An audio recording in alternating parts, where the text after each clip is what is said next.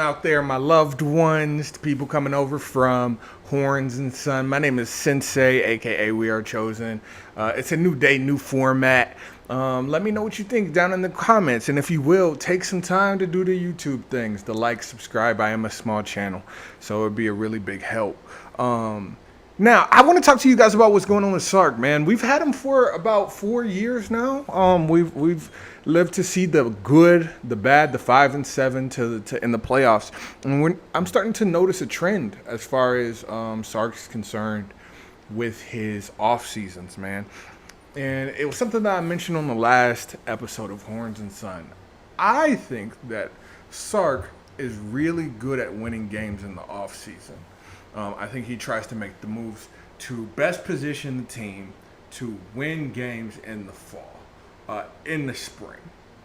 And here's what I mean by that. If we take a look back at the notable transfers, at the notable moves, right? And I'm not just talking about recruiting. I'm also talking about the whole enchilada of recruiting. So that's transfers, that's freshmen. I think the 5 stars that he's brought in, the transfer players that he's brought in, have added probably about 6 wins over the 4 years that he's been here. So let's just take a look at the list, right? We have 2022. I put this one in bold because it was the first dude that Sark went and got in his first offseason. Quinn Ewers, right? Dude comes off of a state championship, goes to from South Lake Carroll, goes to Ohio State. If you're a Longhorn fan, you know this. Sits, right? Steve was recruiting him the whole time anyway. Loved the guy, right? Sits at Ohio State, can't see the field because Justin Fields is there. CJ Stroud is there, right? Can't sniff the field. Gets homesick, makes the return on back to campus.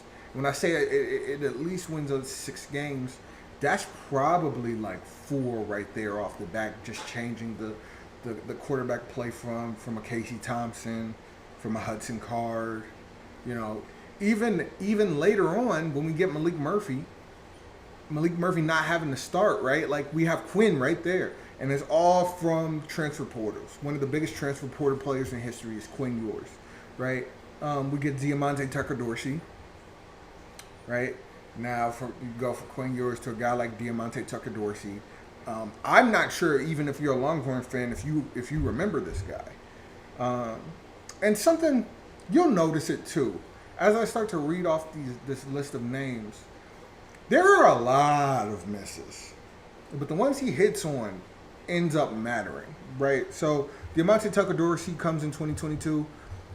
2022 is a real big year actually for transfers because if you remember, 2021 is the 5 and 7 season.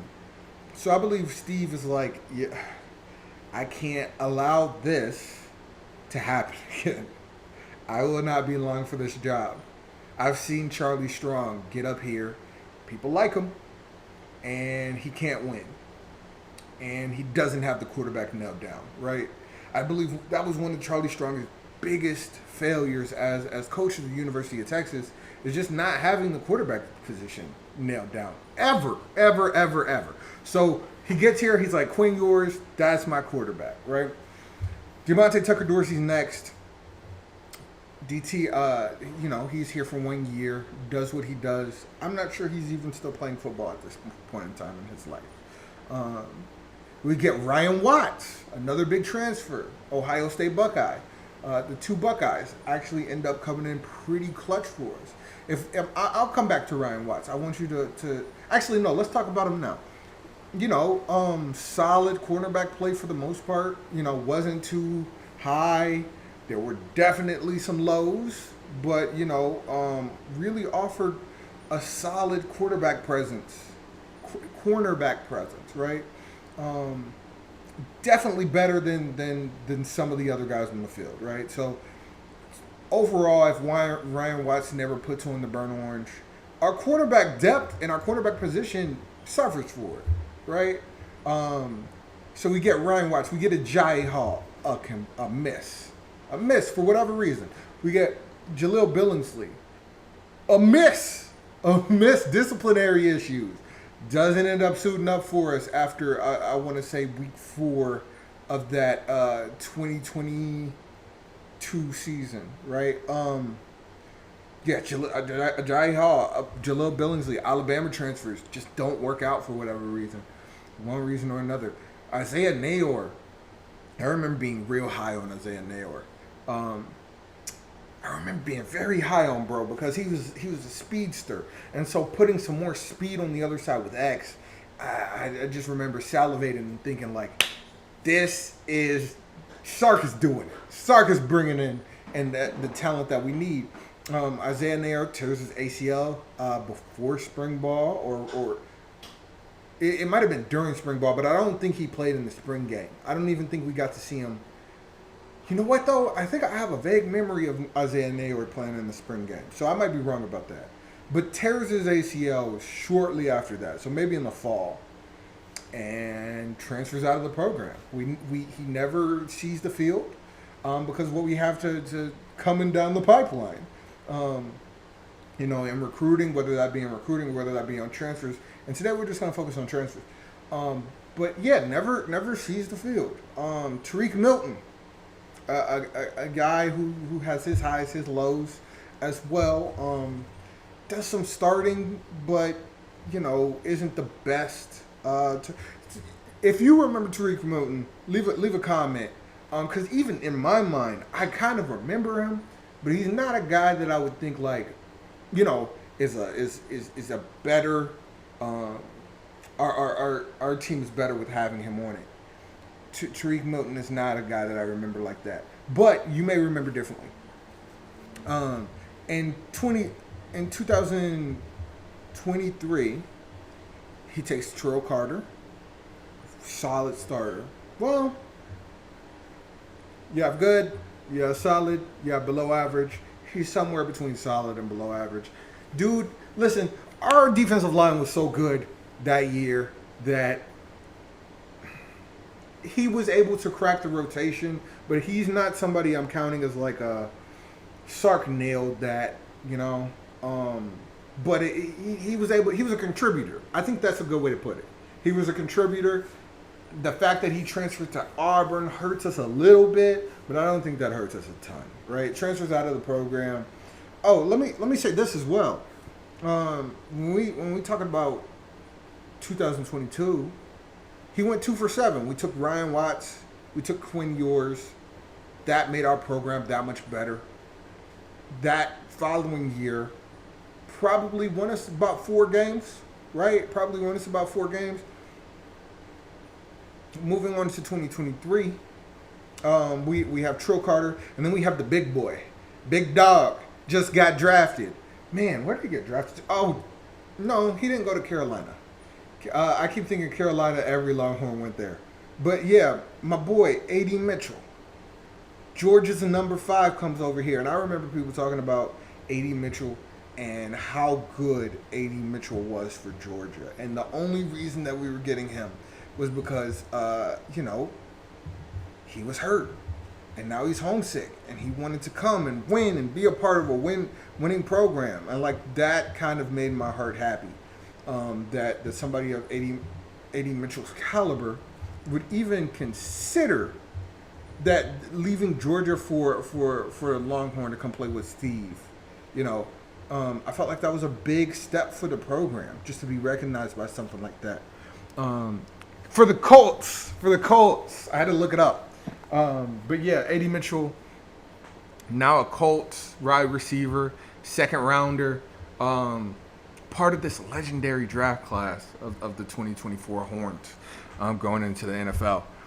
Wins us a game by himself. I want to say it's K-State, where we need a first down. We need it at the end of the game. And Quinn Ewers tosses him a ball, and he mosses the DB. If it's not K-State, then it's Houston, but I don't think it's Houston. I really do think it's... it might be Houston, actually. But you guys don't know. We need. He wins us a game by himself with that play. So that's one. A.D. Mitchell was a culture-shifting receiver in the same way that X was, right? I remember them both for their culture changing. Like these are actually, now that I'm thinking about it, these are culture setters, right? The A.D. Mitchells, the Quinn Ewers, you know, Ryan Watts is in the mix. Ryan Watts is in the mix, but like he's a culture setter. Gavin Holmes is the next guy that I have on my list, and I have that as an absolute foundational piece. Gavin Holmes is a good football player that we got out of the transfer portal. Sark takes Jalen Catalon from Arkansas, the safety. I remember being very excited about Jalen Catalon. My dad really liked Jalen Catalon. And if you look at the film, there's nothing to not like. Except the way that Jalen Catalon plays, he's so explosive that he destroys himself. That boy is a kamikaze. And unfortunately, he didn't really live up to the expectations that he had set with his amazing freshman year at Arkansas. You know, he transfers out of the program. He's no longer here. And then you have Ryan Sanborn, who's a punter, right? But he's taking these players, and they're in turn winning us games.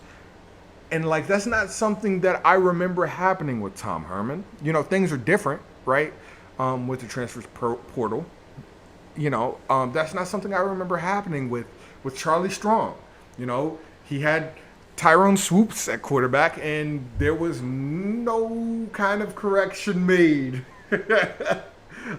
Dude was looking for his quarterback, but he didn't go into the transfer portal looking for his quarterback. And maybe that's just probably a something that just couldn't happen at that time. But Sark, with the opportunities he's giving, is building foundational blocks, getting foundational talent to build upon, right? So I said Sark went 2 for 4. 2 for 4. A.D. Mitchell, Gavin Holmes, 2 for 7, Quinn Ewers, Ryan Watts, right?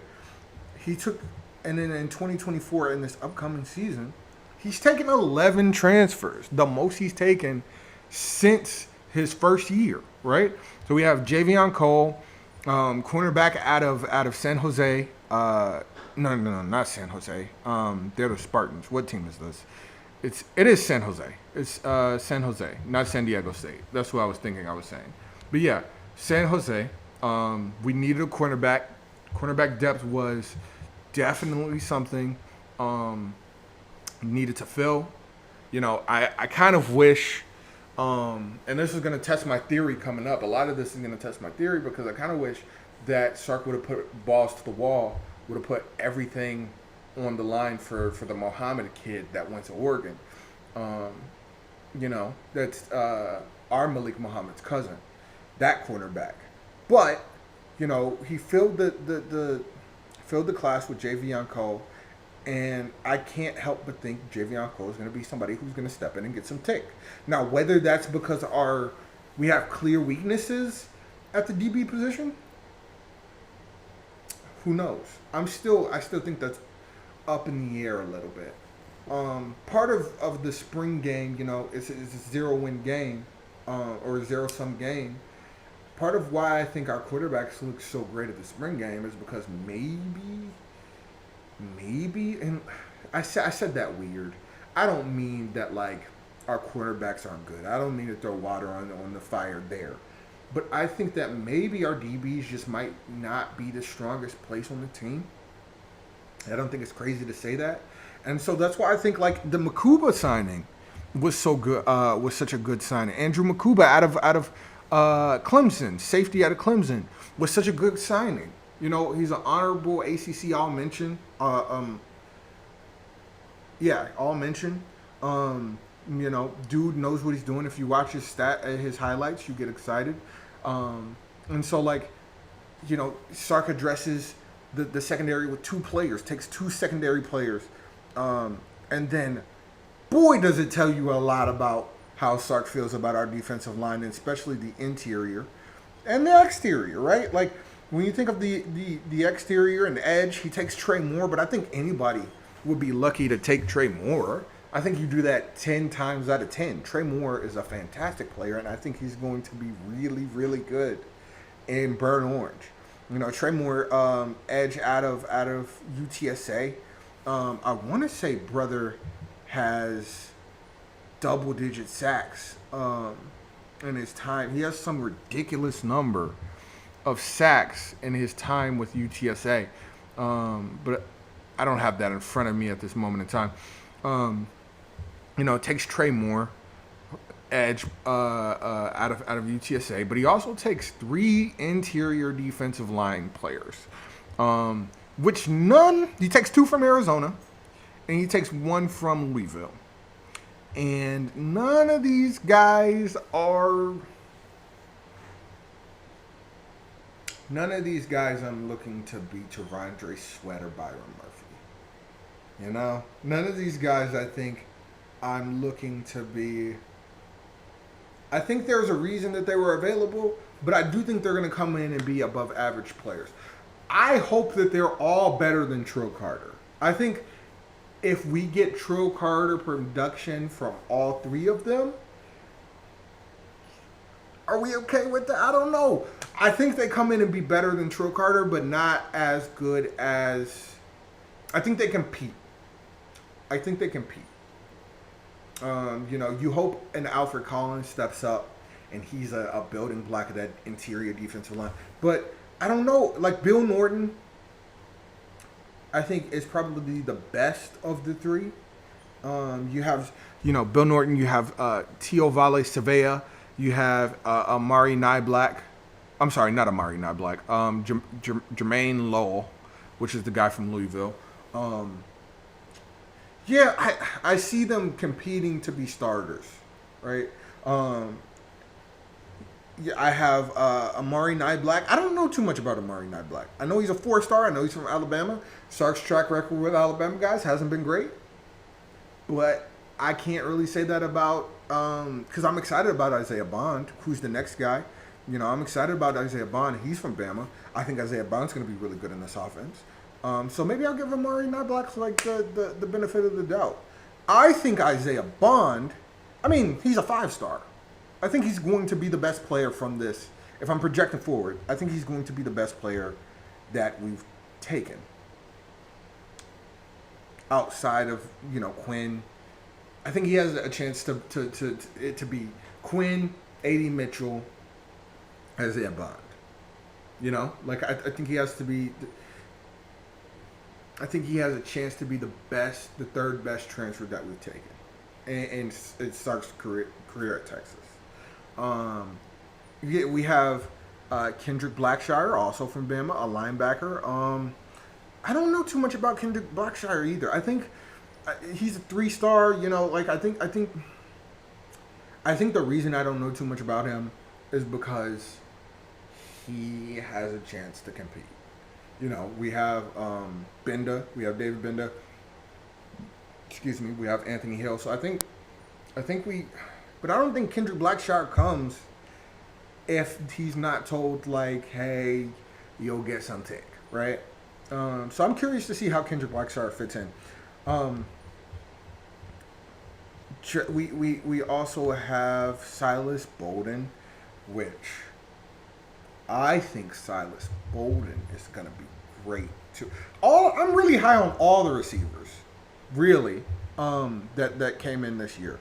I'm really high on Silas Bolden because of his versatility. I like his speed. I like that he produced for Oregon State. I like a lot about Silas Bolden. I think he's going to get, I was going to say 80 targets, but that's a ton. I think he's going to be a big part of this offense. I think coming out of the backfield and motion, I think he's going to be a big part of this offense. And I don't know how all these dudes get fed either. You know what I mean? So I think Silas Bolden is going to have to take some snaps in the backfield. And, Jaden Blues are already kind of in that speed back role, so I don't think it'll be a ton. I think Silas Bolden can probably be a returner, punt returner. I think just get the ball in Silas Bolden's hands. He is such a dynamic weapon, and Yeah, yeah. I think we will see him be one of the guys that at the end of the season I highlight in bold and say, that worked. That was a good one. That won us the game. You know what I mean? Matthew Golden, I think, is a great addition as well. I think Matthew Golden's a great addition as well. Short-handed. Last year, ran up all and down Texas's back. Almost beat us. Like, seeing him and the quarterback almost beat us single-handedly. Like, I think Matthew Golden has a lot of talent. He's obviously a speedster. Speed is the name of the game for some of these Texas wideouts. Isaiah Bond, obvious, like, all these dudes are blazing fast. But I think Matthew Golden, Silas Bowden, Isaiah Bond are studs, are going to end up being contributors this year. I talked about Trey Moore and I talked about Andrew McCluba. And so, like, here's the thing. I think out of these 11 players, 1, 2, 3, 4, 5, 6 of them work. I think 5 of them, all of the defensive linemen, if I had to bet money right now, what players are you going to be happy that Sark went and got? I think it's going to be Andrew McCuba, Trey Moore, Matthew Golden, Silas Bowden, Isaiah Bond, and Javion Cole. I think the interior defensive linemen are probably not starters that we see at any point. Now, hey, I would love to be proven wrong. Like prove me wrong. Norton, Savea, and Lowell, prove me wrong. I would love that. We need interior defensive line help. But if there's a place that I see still being an issue, I think that's why it took 3 of them. Is the interior defensive line. I also just was that all that I I don't know a lot about Amari Black, and I don't know a lot about the other Alabama kid, Kendrick Blackshire, and so I don't project them to hit, but I could be surprised. I definitely would love to be surprised. I think Amari Black, I don't want to see too much of Anthony Hill sitting on the sideline. David Benda is obviously a leader of the team. That's just why I don't see him playing a lot. And then Amari Black's a tight end. I'm sorry. I was talking about Kendrick Blackshire. And then we need, outside of Gunnar Helm, and Gunnar Helm is more of a blocking guy. I mean, he can catch. We definitely seen like big plays from Gunnar Helm, but I think I do see a role for Amari Black. So like, Duke can do his thing this year if he's definitely in the right position to do something. Definitely more than than a Kendrick Blackshire. That logjam at receiver will will work itself out, I think, and hopefully it doesn't work itself out at the man, I'm blanking on Buddy's name, but the 5-star that out of Missouri, Ryan Wingo. Hopefully it doesn't, work itself out of the expense of a Wingo or a Cook. But Wingo may not play until next year, and I think you justify it by saying, but who knows?